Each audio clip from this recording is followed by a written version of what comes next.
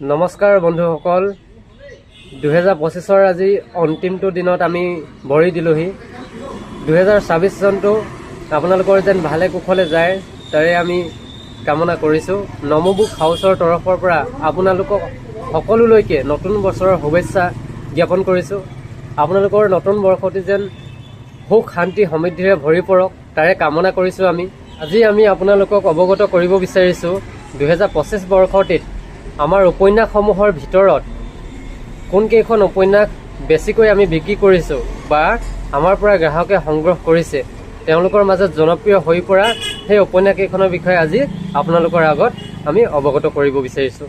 উপন্যাসসমূহৰ ভিতৰত প্ৰথমখন উপন্যাস হ'ল আমাৰ নমোদাৰ হাতত থকা ডক্টৰ ৰুবুল মাউত ছাৰৰ মোৰ এটা সপোন আছে নামৰ এই উপন্যাসখন। এই উপন্যাসখন দৰিদ্ৰতাই যে আমাক আগবাঢ়ি যোৱা জীৱনটোত হেঙাৰ দিব নোৱাৰে তাৰ এক সম্পূৰ্ণ নিদৰ্শন। বিশেষকৈ শিক্ষাৰ্থীসকলৰ বাবে এই উপন্যাসখন বিশেষ উপযোগী। সকলো বয়সৰ লোকে এই উপন্যাসখন পঢ়িব পাৰিব। আপোনালোকে নপঢ়াসকলে এবাৰ পঢ়ক, বহুত ভাল পাব এই উপন্যাসখন। আমাৰ দ্বিতীয়খন উপন্যাস হ'ল অনুৰাগ পাঠক ছাৰৰ 12 ফেইল নামৰ এই উপন্যাসখন। উল্লেখযোগ্য যে এই 12 ফেইল নামৰ উপন্যাসখন ৰাগিনী পূবালী বৰা বাইদেৱে অসমীয়াত অনুবাদ কৰি আমালৈ যুগুতাই দিছে। এই উপন্যাসখন শিক্ষাৰ্থীসকলৰ লগত জড়িত। লগতে কৰ্মজীৱনক লৈ হতাশাত ভুগি থকা ব্যক্তিসকলে এই উপন্যাসখন অধ্যয়ন কৰিলে বহুতো অনুপ্ৰেৰণা পাব।